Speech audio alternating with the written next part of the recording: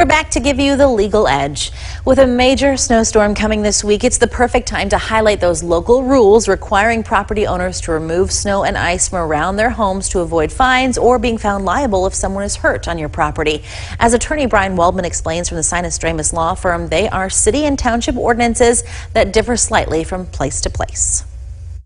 They all essentially require that snow and ice be removed from sidewalks by property owners within a reasonable amount of time.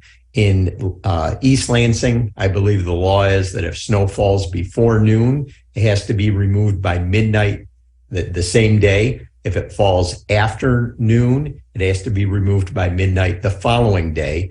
And ice that's formed has to be removed from the sidewalk within 12 hours. In the city of Lansing, when snow falls or ice forms on the sidewalk, the property owner, I believe, has 24 hours to remove it from the sidewalk. And the failure to do so in a city or township is typically going to be a fine, a civil infraction.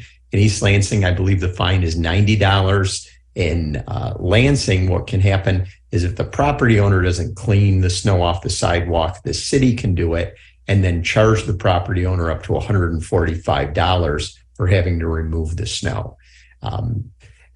So that is typically, how it works in terms of civil infractions or fines that can occur.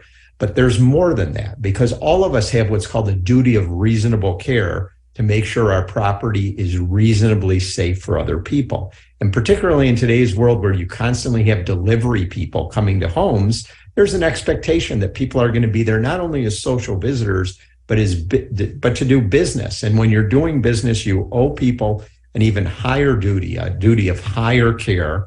And, if you allow ice and snow to remain and someone comes and they fall on the steps or the porch or the walkway because you haven't cleared ice or snow, you as the property owner could be liable to that person.